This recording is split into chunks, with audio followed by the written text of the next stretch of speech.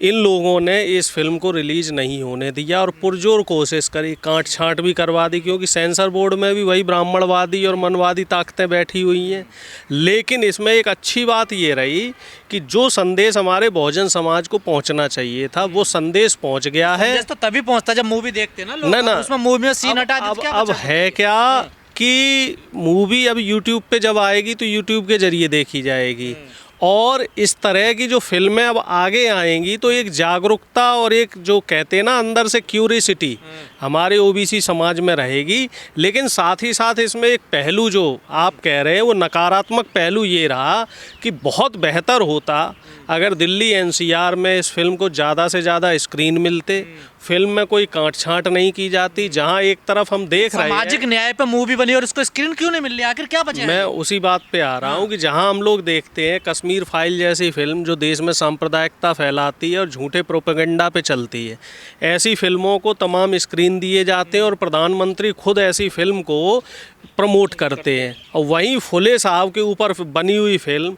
जो ख़ास तौर से पिछड़े समाज, दलित समाज और महिलाओं के लिए की शिक्षा की जागरूकता के लिए थी, और खुद प्रधानमंत्री उस समाज से आते हैं, खुद को पिछड़ा कहते हैं, और प्रधानमंत्री भी कहते हैं कि बेटी बचाओ बेटी पढ़ाओ और सर्व शिक्षा अभियान को प्रधानमंत्री भी जोड़ देते हैं। तो कितना बेहतर होता अगर मोदी जी भी इस फिल्म की स्क्रीनिंग में बैठे होते और उसी तरीके से बढ़ चढ़ के मोदी जी भी इसका प्रचार करते कि फिल्में समाज का आईना होती हैं, तो बड़ा अच्छा रहता। लेकिन ये एक देश का दुर्भाग्य है, हमारे देश का दुर्भाग्य है कि हमारे देश का प्रधानमंत्री ऐसी फिल्मों की स्क्रीनिंग करता है जो नफरत फैला रही हैं, और जो सकारात्मक संदेश देने वाली फिल्में हैं ऐसी फिल्मों को ये लोग रोकने की कोशिश करते हैं। और मेरा तो ये आह्वान है कि इस फिल्म को ज़्यादा से ज़्यादा स्क्रीन दिए जाएं और इस फिल्म को केंद्र सरकार टैक्स फ्री करे। क्या दिक्कत है? जो विरोध करने भैया उनकी जो कारगुजारियां हैं वो खुल के आ रही हैं।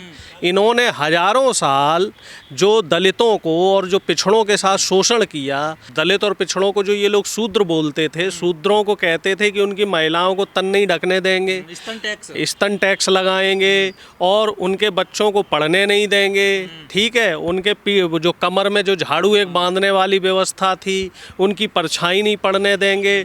और जो सावित्रीबाई फुले जी जो बताते हैं, जो हमारे बुजुर्ग बताते हैं, हमारे बाबा दादा बताते रहे कि जब वो स्कूल के लिए जाती थी तो रास्ते में जो ब्राह्मणवादी व्यवस्था के सोच के जो लोग थे वो लोग उन्हें स्कूल तक जाने नहीं देते थे, उनके ऊपर गंदगी फेंकते थे, गोबर फेंकते थे, मैला फेंकते थे, और उनको कई बार तो कई साड़ियाँ बदल के पहुँचना पड़ता था। और फिर जब स्कूल खुल गया तो कुछ लोग ये भी कह रहे थे कि जो दलित और पिछड़ों की जो बेटियाँ हैं, बच्चे हैं, उनको स्कूल में नहीं जाने देते थे, घर से नहीं निकलने देते थे ये लोग। तो उस निर्मम सच्चाई को दिखाया गया है, किस तरीके से वो दौर था आज से 100-150 साल पहले का कि जब देश की जो 90% आबादी है जो मुख्य धारा में नहीं आ पा रही थी, उनको पढ़ने नहीं दिया जा रहा था, उनको घर से निकलने नहीं दिया जा रहा था। और ये जो ब्राह्मणवादी व्यवस्था, मनवादी व्यवस्था के जो लोग हैं, ये लोग ये चाहते थे कि ये सिर्फ समाज की गंदगी ढोएं, समाज में जो मजदूरी का काम है, जो गुलामी का काम है, जो दास बनने का काम है, वो काम करें, और महिलाओं को सिर्फ भोग विलास की वस्तु माना जाता था, और ये माना जाता था कि महिलाएं सिर्फ घर में काम करने के लिए। सदी में मनुवादियों को अपने इतिहास से डर लगता है क्या?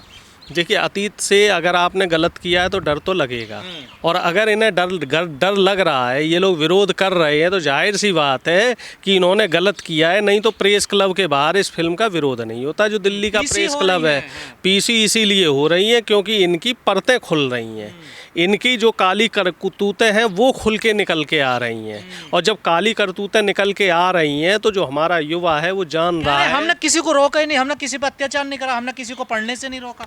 आप हमें झूठ दिखा रहे हो फिल्मों में। एक बात बताइए, सांच को कैसी आँच? अगर आपने किसी के साथ गलत नहीं किया है तो आपको किस बात की आँच?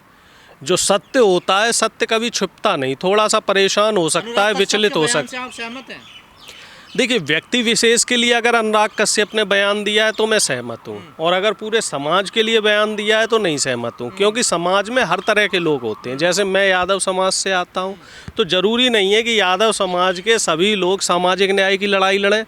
कई यादव समाज के हमारे लोग हैं जो हरियाणा, दिल्ली और इधर राजस्थान, गुजरात के हैं, वो लोग अपने आप को छत्री बताते हैं, चंद्रवंशी छत्री बताते हैं, गौ रक्षा दल चला रहे हैं। जो मोनू मानेसर था वो भी यादव समाज से है, और भी ऐसे तमाम नाम हैं। एल्विस यादव है, वो हिंदू राष्ट्र बना रहा है, खट्टर साहब के साथ फ़ोटो खिंचवाता है, मोदी जी उसके यूथ आइकन है। तो हर समाज में गलत लोग हैं, बस ये है कि कहीं ये संख्या ज़्यादा है, कहीं ये संख्या कम है, और अपेक्षाकृत जो सवर्ण समाज है वहाँ इन लोगों की संख्या ज़्यादा है। लेकिन अब भी सवर्ण समाज में अगर हम ब्राह्मण समाज की बात करें तो जो फुले साहब के ऊपर फिल्म बनाने वाले लोग हैं तो वो लोग भी ब्राह्मण ही हैं। और इस तरह के मीडिया में भी कई लोग ऐसे हैं जो ब्राह्मणवाद का खिलाफ करते हैं। तो बात यहाँ पे सिर्फ एक पर्टिकुलर जाति की ना होकर उस जाति से जुड़ी मानसिकता की भी होनी ये जो बिल बिला रहे हैं, क्या चेतना आ रही है समाज में? उसकी चेतना तो आई गई है। बाबा साहब संविधान का जो संविधान लागू हुआ है, उस संविधान के बाद कितनी चेतना आ गई है। आपके हाथ में माइक है। अगर संविधान लागू नहीं होता तो एक बहुजन आदमी, बहुजन पत्रकार के हाथ में माइक होता, क्या किसी एक बहुजन साथी को जो दलित या अति पिछड़े समाज से आता है उसे पत्रकारिता करने देते? इस पे तो मोनोपोली ब्राह्मणों की थी, सवर्ण लोगों की थी। आप बताओ कि आज से 50 साल पहले कितने दलित और कितने अति पिछड़े मीडिया में थे, और अब देखो, अब जो सोशल मीडिया है या फ्रीलांसिंग जो पत्रकारिता जो जिसे हम जर्नलिज्म कहते हैं कर रहे हैं, उसमें 50% बहुजन समाज के लोग हैं। तो ये सामाजिक चेतना है और सामाजिक जागरूकता है, और ये बाबा साहब, भीमराव अंबेडकर, फुले साहब, पेरियार साहब, ऐसे लोगों का संघर्ष है जो अब तीसरी चौथी पीढ़ी में आके जिसका फल हम लोगों को देखने को मिल रहा है। लेकिन लड़ाई अभी बहुत लंबी है। लेकिन डॉक्टर साहब, जो फुले दंपत्ति रहे हैं हमारे देश में, उन्होंने जो शिक्षा के लिए काम किया था, जागृति लाए वो शिक्षा को लेकर, तो उनका विरोध क्यों हो रहा है? देखिए, ऐसा है, उन्होंने एक व्यवस्था को ललकारा था, उन्होंने एक मोनोपोली को ख़त्म करने का कोशिश किया था। वो मोनोपोली कौन सी थी? उन चंद लोगों की मोनोपोली जो देश पे शासन कर रहे थे और देश की जो अधिकांश जनसंख्या है उसको गुलाम समझते थे।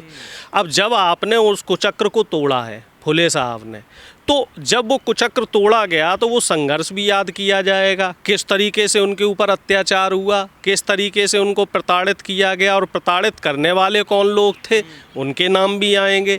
जब उनके नाम आएंगे तो अब जो इनके आगे जो आ रही है नई पीढ़ी, तो इनको तकलीफ़ तो होगी ही कि हमारे जो पुरखों ने जो कुकर्म किए हैं, उन कुकर्मों की वजह से इनको नीचा देखना पड़ रहा है। और आदमी क्या है, हर आदमी अपनी नाकामी को बर्दाश्त नहीं कर पाता, अपनी कमियों को बर्दाश्त नहीं कर पाता। असली पीड़ा इस बात की है। अगर सिर्फ फुले साहब का संघर्ष दिखाया जाता है कि फुले साहब ने ये अच्छा काम किया, तो इन्हें दिक्कत नहीं होती। फिल्म में ये भी दिखाया गया कि ये काम करने के पीछे जो रोकने वाले लोग थे, जो इनको परेशान करने वाले लोग थे, जो ये 5000 साल पुरानी व्यवस्था है, उस व्यवस्था को ललकारा गया है इस फिल्म में। जय भीम जैसी फिल्मों में इस व्यवस्था को ललकारा गया है। वो तो ऐसा है कि जो फिल्म जय भीम जहाँ रिलीज़ हुई थी वहाँ सामाजिक चेतना अपेक्षाकृत ज़्यादा है, वहाँ जो द्रविड़ आंदोलन, बहुजन आंदोलन है, उससे ज़्यादा लोग जुड़े हुए, इस वजह से उस फिल्म में काट छांट नहीं हुई। जो समाज की ठेकेदारी, समाज की ठेकेदारी जो चंद लोगों ने ले रखी थी, फुले साहब ने वो ठेकेदारी ख़त्म करी, बाबा साहब ने वो ठेकेदारी ख़त्म कर दी कि ब्राह्मण ही पढ़ने पढ़ाने का काम कर सकता है। हम आप जैसे लोग क्या करेंगे, मेहनत मजदूरी ही कर सकते हैं, इनकी गुलामी कर सकते हैं। महिलाएं घर से बाहर निकल नहीं सकती, इनकी सेवा करेंगी। दिक्कत ये है, अब महिलाएं जज बन रही हैं, महिलाएं आईपीएस बन रही हैं, आईएएस बन रही हैं, संविधान और बाबा साहब के संविधान की वजह से और फुले साहब की संघर्ष की वजह से, जो फुले दंपत्ति का संघर्ष था। अब ये बराबरी में पहुँच के सवाल कर रहे हैं। तो जो ये मनवादी व्यवस्था है, इनके अहंकार को ठेस पहुंच रही है, इस वजह से ये तकलीफ हो रही है। असली तकलीफ ये है। पर अब मूवी तो रिलीज हो गई, देखिए मूवी रिलीज हो गई और संदेश भी पहुंच गया, और ऐसी फिल्में और भी रिलीज होंगी। अभी तो और महापुरुष हैं जिनके संघर्ष पे फिल्में आना बाकी है, और फिल्में आएंगी। मान्यवर कांसीराम पे भी फिल्में आएंगी। तो मनुवाद पे एक बड़ी चोट है ये फुले फिल्म। बिल्कुल चोट है। और जो समाज का की गंदगी है, समाज का जो सच्चा आईना है, उसको दिखाया गया है इस फिल्म लेकिन में। फूलों- तो अच्छा संदेश नहीं देना चाहते ना ये लोग ये चाहते हैं कि इनकी जो एक भेदभाव वाली व्यवस्था है, जहाँ जाति और धर्म के आधार पर, गरीबी और अमीरी के आधार पर भेदभाव किया गया है समाज में, असली तरीके से हम ये कह सकते हैं कि जो आरएसएस की मानसिकता वाले लोग हैं, ये लोग नहीं चाहते हैं कि समाज में जो आपसी भेदभाव है और वैमनस्यता है वो दूर हो। फुले साहब ने जो संघर्ष किया, बाबा साहब ने जो संघर्ष किया, और जो हमारे बहुजन नायकों ने समाज को जागरूक करने के लिए संघर्ष किया, तो उस संघर्ष को सही मायने में हमारी युवा पीढ़ी तक ना पहुंचने देने के लिए रोड़ा बन रहे।